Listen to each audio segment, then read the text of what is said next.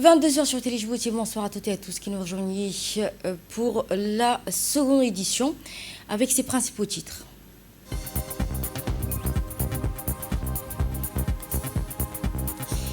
Le Premier ministre Abdelkader Kamel Mohamed a présidé une réunion interministérielle consacrée au suivi des priorités gouvernementales et à l'évaluation de l'avancement des feuilles de route sectorielles. Formation des agents publics, signature d'un partenariat stratégique entre le CFN, l'INAP et l'ANEFIB. Et aux nouvelles du monde, des discussions indirectes entre les États-Unis et Iran, menées à Doha sous médiation qatarienne et pakistanaise, ont permis des progrès significatifs. Bonsoir à toutes et à tous et merci de nous accueillir chez vous. C'était à la une de cette édition pour le suivi de l'action gouvernementale rigoureux. L'exécutif renforce le pilotage stratégique des réformes afin d'accélérer la transformation des politiques publiques avec des résultats concrets. Une réunion d'étape consacrée au suivi de la mise en œuvre des axes stratégiques gouvernement en présence des ministres référents chargés de présenter l'état d'avancement des feuilles de route sectorielles présidées par le Premier ministre Abdelkader Kamel Mohamed. Cette rencontre a permis de rappeler l'exigence fixée par les hautes orientations du président de la République, transformer les engagements en résultats mesurables, concrets et financés. Assorti d'indicateurs et de performances claires, le Premier ministre a insisté sur la nécessité de privilégier des plans d'action opérationnels incluant des objectifs chiffrés à court et à moyen terme, les financements identifiés ainsi que les principaux obstacles à lever. Les échanges ont également porté sur les grandes priorités nationales, notamment la croissance et la diversification économique, la mobilisation des financements, la promotion du partenariat public-privé, la valorisation des ressources nationales, la transition énergétique, le développement du capital humain, la cohésion sociale et la gouvernance publique et dans le cadre des performances administratives. Le Premier ministre a également souligné l'importance d'une approche transversale et coordonnée afin de renforcer la cohérence de l'action publique à éviter les cloisements sectoriels, notamment sur les enjeux liés à l'emploi, à l'énergie et au développement régional.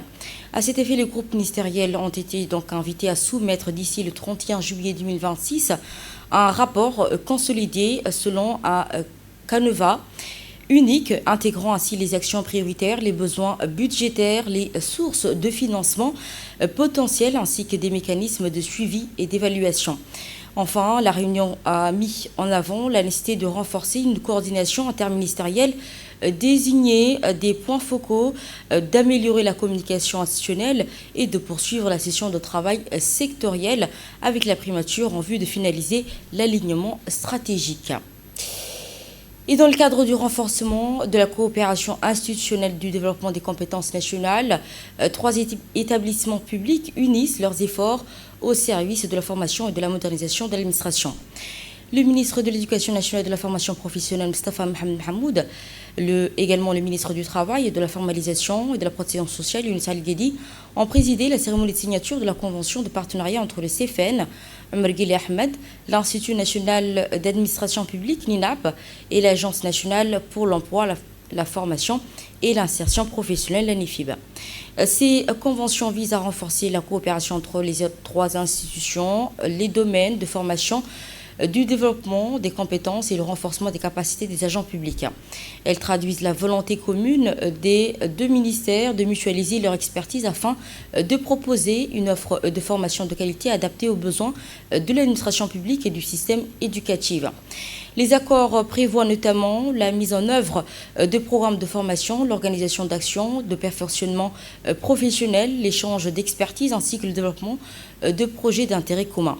À travers ce partenariat, le CFN, Omar Guelleh Ahmed, l'INAP et l'ANEFIB réaffirment leur engagement en faveur de l'excellence, de l'innovation pédagogique et de la valorisation du capital humain au service du développement national. À l'issue de la cérémonie, les responsables des 3 institutions ont salué une étape majeure dans le renforcement de leur coopération, estimant que ce partenariat permettra de consolider les synergies existantes. Omar Guelleh Ahmed et l'ANEFIB et encore au CFEN et l'INAP. en présence du ministre de l'Éducation nationale, M. Moustapha, et le ministre du Travail chargé de la formalisation et de la protection sociale, M. Younis Ali Guedi. Ce partenariat a mis en place une collaboration entre les deux institutions du ministère du Travail et l'institution formateur de l'éducation nationale, CFEN. C'est un partenariat qui pourra aboutir à des résultats qui pourront amener à ce que l'insertion professionnelle en République du Djibouti puisse être rehaussée. Donc nous remercions le ministère de l'Éducation nationale, mais également notre ministre du Travail, M. Younis, qui nous a beaucoup appuyé à ce que cette convention puisse se dérouler dans de bonnes conditions. Merci encore à l'Éducation nationale. Pour le ministre du Travail, de la Formalisation et de la Protection sociale, ce partenariat marque une étape importante dans le renforcement des compétences des agents publics dans la promotion d'une formation mieux adaptée aux besoins du marché de l'emploi. Je suis très heureux aujourd'hui de prendre part à cette cérémonie de signature de convention entre le Centre de formation de l'éducation nationale, l'Institut national de l'administration publique et l'Agence nationale pour l'emploi, la formation et l'insertion professionnelle. Je voudrais tout d'abord saluer l'excellente collaboration entre le ministère de l'Éducation et de la formation professionnelle et le ministère du Travail chargé de la formalisation et de la protection sociale. Cette cérémonie témoigne de notre volonté commune de renforcer nos complémentarités afin de mieux répondre aux attentes de nos concitoyens et aux priorités du développement de notre pays. Sous la vision éclairée de son Excellence, le Président de la République, Al-Hajj Ismaël Omar Guelleh, le développement du capital humain constitue l'un des fondements de la vision de Djibouti 2035. Former une jeunesse qualifiée, moderniser notre administration et développer les compétences nationales sont des priorités auxquelles nos institutions doivent apporter des réponses concrètes. À cet égard, la convention entre les CFN et l'INAP permettra de renforcer la formation continue des agents de l'État et d'accompagner la modernisation de notre administration, afin d'offrir un service public toujours plus performant, efficace et proche des citoyens. Et celle entre les CFN et l'ANEFIP contribuera, quant à elle, à renforcer l'employabilité des demandeurs d'emploi à travers des formations adaptées, accéder à la formation qualifiante et aux opportunités offertes par le marché du travail. Mesdames et messieurs, le partenariat que nous officialisons aujourd'hui porte un message fort. Aucune institution ne peut avancer seule. Les défis liés à l'éducation nationale, à la formation, à l'emploi et au renforcement des compétences sont communes et nécessitent une action collective. C'est en renforçant la synergie entre nos ministères et en partageant nos expertises et en concordant nos efforts que nous pourrons bâtir des politiques publiques plus cohérentes, plus efficaces et plus proches des besoins de notre population. Cette coopération est la démonstration que la complémentarité entre nos institutions est une véritable force. Ensemble, nous créons des passerelles entre l'école, la formation, l'administration et le monde du travail, afin d'offrir à notre jeunesse les meilleures perspectives d'avenir et de soutenir le développement économique de notre pays. Je souhaite que ces conventions produisent rapidement des résultats concrets et durables au bénéfice de notre administration, de notre jeunesse et de l'ensemble de nos concitoyens. Et pour sa part, le ministre de l'Éducation nationale et de la formation professionnelle a apporté l'importance de cette coopération entre le CFL-INAP et l'ANEFIB et d'améliorer la qualité de formation, encourager l'innovation pédagogique et accompagner la modernisation des institutions publiques. On l'écoute. Ministre, dans un contexte où l'action publique est attendue sur ces résultats, notre responsabilité collective consiste à bâtir une réponse gouvernementale unie, cohérente et pleinement au service de nos concitoyens. C'est dans cet esprit, Excellence, que nous procédons aujourd'hui à la signature des conventions de partenariat entre le Centre de formation de l'éducation nationale, Omar Guelleh Ahmed, et l'ANEFIP, mais également l'INAP. Ces accords ne sont pas des simples instruments administratifs, ils sont l'expression concrète du principe de cohésion gouvernementale et de notre engagement commun à renforcer la mutualisation des moyens, des compétences et des expertises de nos concitoyens, et surtout entre nos institutions. Unissons donc ces efforts et voyons le monde, les personnes qui sont autour de cette table, vraiment faisons le choix d'une action publique plus efficace, plus lisible et plus proche des besoins réels de nos populations, notamment en matière donc, de formation, tout à l'heure vous l'avez dit Monsieur le ministre, d'employabilité des jeunes, mais également de renforcement des capacités de notre administration.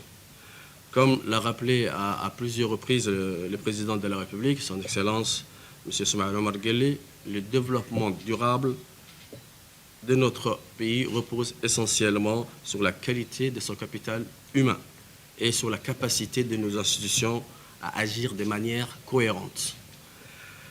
Ces principes, c'est précisément dans cette dynamique que s'inscrivent donc les conventions et les partenariats que nous signons aujourd'hui. Ils traduisent donc notre volonté d'investir dans les compétences, d'engager l'innovation et de préparer donc notre jeunesse aux exigences d'un monde en constante évolution. Monsieur le ministre, votre présence à nos côtés témoigne de l'importance stratégique de la coopération entre nos deux départements ministériels. Ensemble, Inch'Allah, nous portons l'ambition commune d'un État plus performant, plus solidaire, dont son action est pleinement mobilisée au service du développement national. Je tiens ici à saluer et vraiment à féliciter les équipes techniques, que ce soit donc de l'INAP, de l'ANIFIP et du CFN, dont le travail et la détermination ont permis la concrétisation de ces conventions. Je forme le vœu, Inch'Allah, que cette dynamique partenariale produise, comme l'a dit le ministre, des résultats concrets, durables et visibles pour notre jeunesse et pour nos institutions et, Inch'Allah, pour l'ensemble de nos concitoyens. À Abuja, les ministres africains du commerce ont réaffirmé leur volonté d'accélérer la mise en œuvre de la zone de libre-échange continentale africaine afin de renforcer l'intégration économique du continent.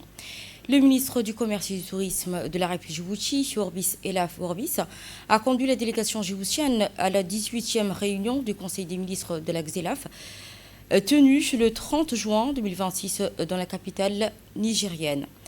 Composé du secrétaire général Ali Daoud Abdouf, du conseiller technique Ahmed Ibrahim Chamar, du directeur du projet Ismail Hassan Toukanlé, la délégation a pris part aux travaux présidés par la ministre nigériane de l'Industrie, du Commerce et de l'Investissement en présence du secrétaire général de la XECAF.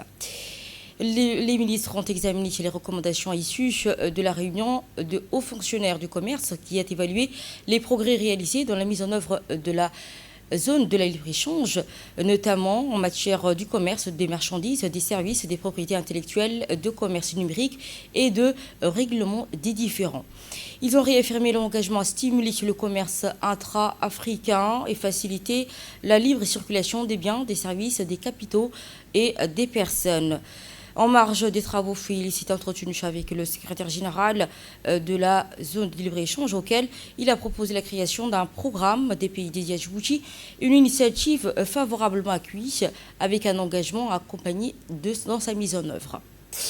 Autre nouvelle du pays, après 8 mois d'action de terrain, l'association Talosan a dressé le bilan de son engagement en faveur de la lutte contre les violences et de la promotion de l'égalité entre les hommes et femmes. L'association Talosan a organisé à Ila Grand Hôtel la cérémonie de clôture de son projet consacré à la lutte contre les violences basées sur le genre, les violences numériques et à la promotion de l'égalité des sexes. Déployées durant 8 mois, ces activités ont permis de sensibiliser les communautés différentes formes de violence tout en renforçant la protection et l'autonomisation des femmes et des jeunes. La cérémonie qui s'est déroulée en présence de la présidente de l'association Talosan, Zahra Ali, de l'ambassadrice de l'Union européenne à Djibouti auprès de l'IGAD, du ministre délégué chargé de la ministre déléguée au chargé de l'économie numérique et de l'innovation, de la représentante de l'OMS, des présidents des communes de Belbala et de Blaos, ainsi que des jeunes volontaires ayant participé aux campagnes de sensibilisation. Une vidéo a été projetée qui retrace ainsi les principaux réalisations du projet, mettant donc en lumière les actions de prévention, de sensibilisation et d'accompagnement menées sur le terrain. Les différents intervenants saluaient les résultats obtenus et l'engagement des partenaires ainsi que des acteurs de la société civile. Des certificats et des distinctions ont ensuite été remis aux jeunes participants en reconnaissance de leur contribution à la promotion de l'égalité entre les hommes et femmes et de la lutte contre les violences basées sur le genre. La cérémonie s'est achevée sur un appel à poursuivre les efforts afin de bâtir une société plus inclusive, plus équitable et libérée de toute forme de violence. Les moments où on se regardait et on comprenait qu'on faisait partie de la même équipe. Et petit à petit, ce groupe est devenu quelque chose de plus grand pour moi. Je me souviens de ces matins où nous prenions nos cartes d'invitation et nos dossiers sous les bras. Nous faisions le tour des entreprises et des commerces et des institutions. Nous frappions une porte, puis une autre, puis encore une autre. Et toujours avec le même sourire, toujours avec le même espoir, mais aussi avec beaucoup de peur, ça je l'avoue. On se demandait si quelqu'un allait nous écouter, si quelqu'un allait croire en nous, si quelqu'un allait accepter de nous accompagner. Chaque oui nous redonnait de la force, chaque non nous faisait un peu peur et un peu mal. Et nous ouvrons cette série d'interventions officielles par la présidente de l'association Telebsen, Zahra Ali, qui revient sur les principaux résultats du projet et les perspectives de cette initiative. On l'écoute. Je pensais être prête à monter sur cette scène, mais la vérité, c'est qu'aujourd'hui est plus difficile que je ne l'imaginais. Parce que ce projet n'est pas un simple projet, c'est des mois de travail, de doutes, des nuits courtes, des kilomètres parcourus et surtout des vies rencontrées. Quand nous avons commencé cette aventure, notre ambition était simple en apparence, mais immense dans son combat. Faire des jeunes des véritables acteurs du changement dans la lutte contre les violences faites aux femmes et aux petites filles. Aujourd'hui, en regardant cette salle, je comprends que nous avons fait bien plus que cela. Nous avons créé du lien. Nous avons ouvert des espaces où la parole n'avait plus peur de sortir, où le silence a commencé à se fissurer. Je me souviens des déplacements dans les régions, dans les CDC, les salles de classe, au centre de jeunes diabétiques. Je me souviens de ce regard, d'abord fermé, presque méfiant, qui peu à peu s'ouvre. Et un jour, quelqu'un parle, puis un autre. Un mouvement s'installe. Des récits, des questions et des silences brisés. C'est là que j'ai compris une chose que je n'oublierai jamais. Nous étions venus pour sensibiliser, mais ce sont eux qui nous ont transformés. L'ambassadrice de l'Union européenne et la directrice de l'insertion sociale des jeunes et du volontariat, partenaires du projet, ont également salué les avancées réalisées. Et écoutons l'ambassadrice de l'Union européenne auprès de Djibouti, suivie de la directrice de l'insertion sociale des jeunes et du volontariat. Chaque présence ici me rappelle fondamentalement pourquoi nous sommes là. Avant tout, pour nos partenaires, pour chacun d'entre vous, pour le partenariat avec un peuple et des autorités nationales qui sont des partenaires exemplaires. Également pour promouvoir des causes qui nous sont chères à tous sur la mer Rouge, sur le Bab el-Mandeb, tout comme sur la mer Méditerranéenne, la mer Noire, la mer Baltique et d'autres mers que nous avons en Europe. C'est aussi pour s'assurer que la jeunesse, qui est notre force et notre espoir pour l'avenir, puisse s'exprimer et a un cadre pour le faire. En effet, la force de ce projet, c'est avant tout le fait qu'elle a donné le cadre et la parole aux jeunes. Comme on dit, donner à la bonne volonté les moyens d'agir. Et on voit que les jeunes le font très bien et c'est avec eux qu'il faut continuer. Les défis d'aujourd'hui, du monde tel qu'il est aujourd'hui, c'est avec les jeunes qu'elles seront réglées, si on leur donne les moyens et un cadre. En tant que responsable du ministère de la Jeunesse et de la Culture et à travers les centres de développement communautaire, je me réjouis de la collaboration établie avec l'association Talassane. Le lancement des sensibilisations dans les CDC a débuté au CDC de Hadidide, suivi des activités menées dans les 11 autres CDC de la capitale, mais aussi des régions, a permis de sensibiliser de nombreux jeunes, femmes, leaders communautaires aux différentes formes de violences basées sur le genre, notamment le MGF, les violences domestiques et le cyberharcèlement. Et enfin, la ministre déléguée chargée de l'économie numérique et de l'innovation, Safia Ali, souligne l'importance de la mobilisation collective pour prévenir des violences, y compris dans l'espace numérique, et promouvoir une société plus inclusive. Mesdames et messieurs, dans notre état de droit, dans notre chère République de Djibouti, la violence n'a pas de place.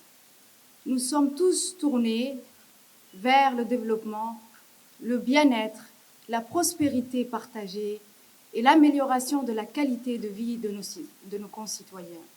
Pour ce qui concerne le ministère délégué à l'économie numérique et à l'innovation, je tiens à souligner que la République de Djibouti a adopté le Code du numérique. Et le Code du numérique sanctionne, condamne sévèrement tout utilisateur de la communication électronique et qui l'utilise pour diffamer, violenter, agresser et sévèrement puni. Le Code du numérique prévoit des lourdes sanctions, de sévères sanctions encore plus sévères quand il s'agit des enfants. Les femmes et toute personne vulnérable sont protégées.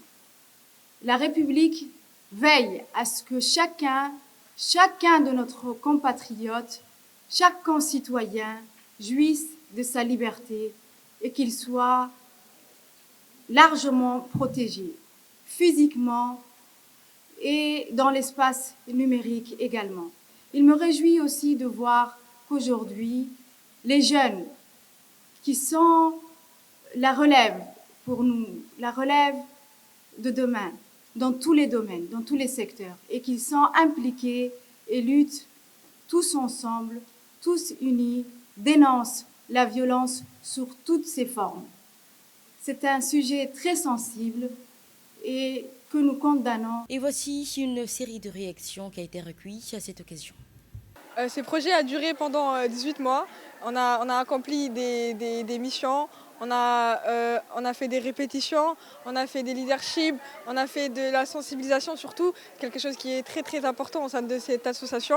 Et on est très fiers de cette clôture qui est aujourd'hui incroyable et qu'on a bien accomplie. On est tellement heureux de cette clôture qui est incroyable et on est heureux et on pense que c'est pas un chapitre qui se ferme, c'est tout un livre qui s'ouvre et on est vraiment très très fiers de cela. Inauguration d'un terrain de foot à 5 à la cité militaire de Gobot 1. Les forces armées djiboutiennes renforcent leur infrastructure de proximité afin d'améliorer le cadre de vie des militaires et de leurs familles. Le chef d'état-major général, le général de corps d'armée, Sekhachi Ibrahim, a présidé aujourd'hui la cérémonie d'inauguration d'un terrain de football à 5 aménagés au sein du cité militaire de Gobodin. À son arrivée, il a été accueilli par les autorités militaires, les présidents de la cité et leurs familles avant de passer en revue le piquet d'honneur du régiment du quartier général.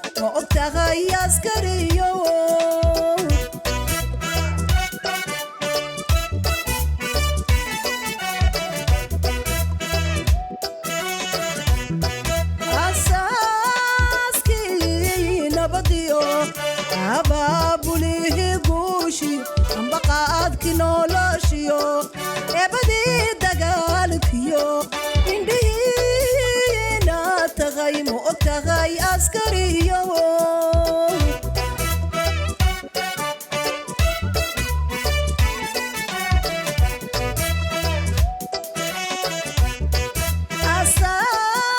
asaaskii nabadiyo abaabulihi guushi ambaqaadki noloshiyo eebadii dagaalkiyo indhihiina tagay ma og tahay askariyo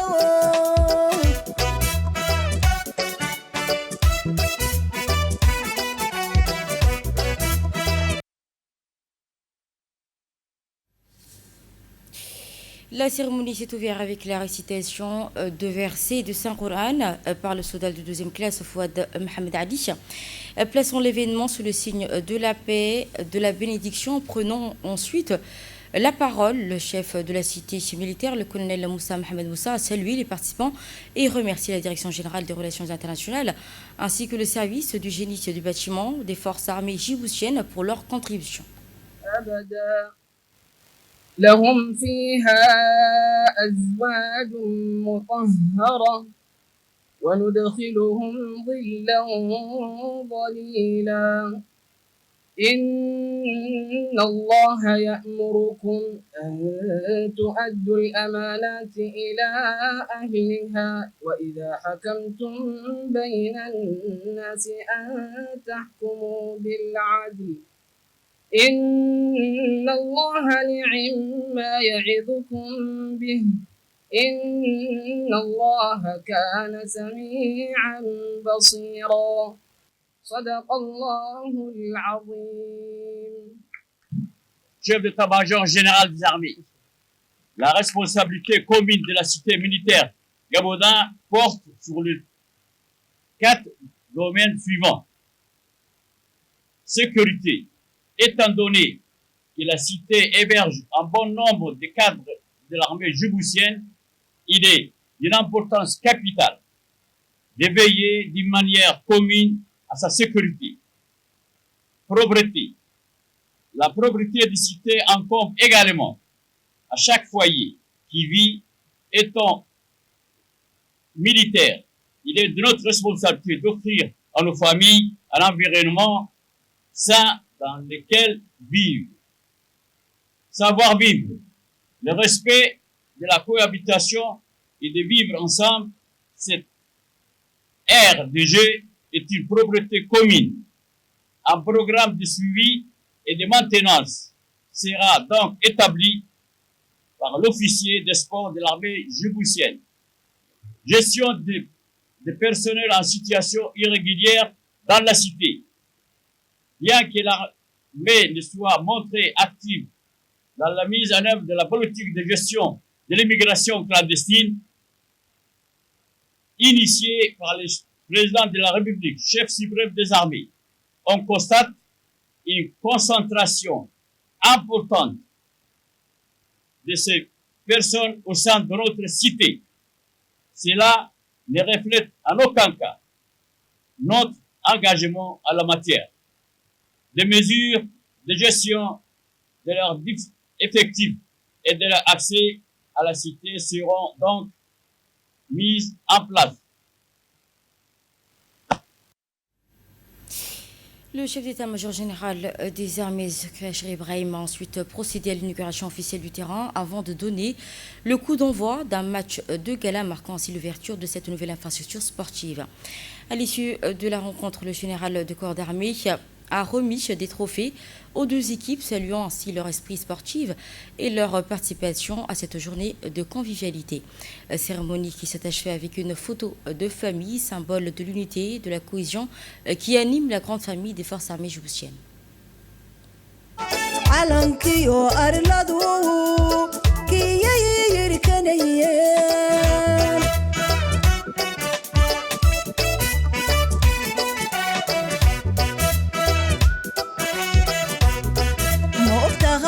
askariyo inaatahay taaliki gobaanimada ugubiyo calankiyo arladu kiyirkanay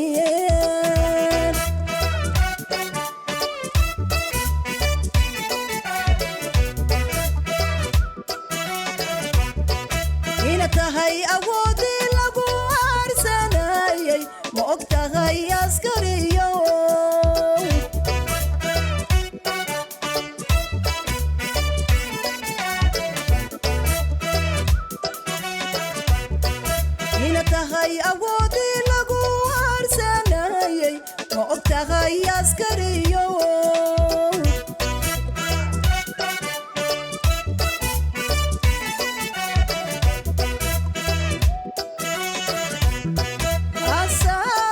asaaskii nabadiyo abaabulihi guushi ambaqaadki noloshiyo ebadii dagaalkiyo indhihiina tagay ma ogtahay askariyo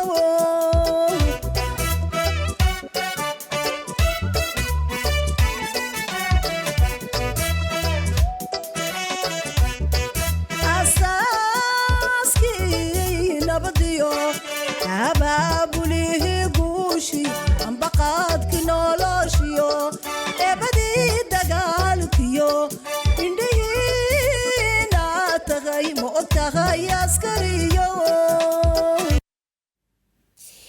Et dans un esprit de ferveur patriotique et de convivialité, la sous-préfecture de Yeboki a célébré le 49e anniversaire de l'indépendance de la République Djibouti.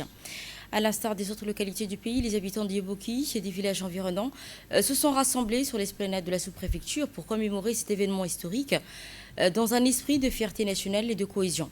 La soirée a été animée par un riche programme culturel composé de chants traditionnels, de danses folkloriques, des jeux populaires, des poèmes et des sketchs offrant ainsi au public un moment de partage et de célébration. La cérémonie a été présidée par le sous-préfet de Yeboki, Abdellah Roble Dabar, en présence des autorités civiles et militaires, religieuses et traditionnelles, ainsi que les représentants de la société civile, des jeunes et femmes de la localité.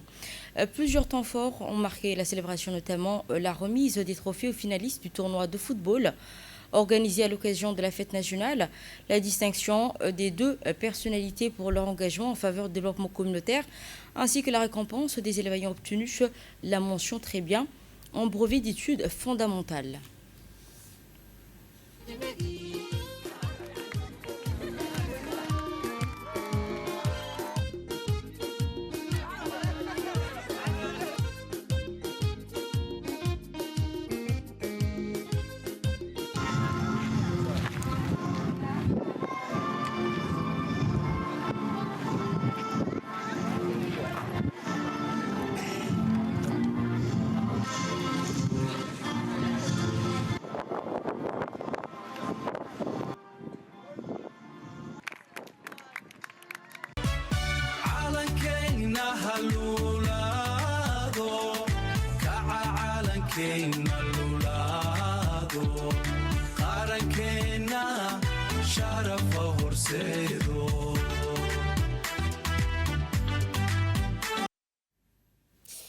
À Washington, cette fois-ci, la communauté djiboutienne d'Amérique du Nord a également célébré un double anniversaire, celui du 49e anniversaire de l'indépendance de la République Djibouti et les 250 ans de l'indépendance des États-Unis.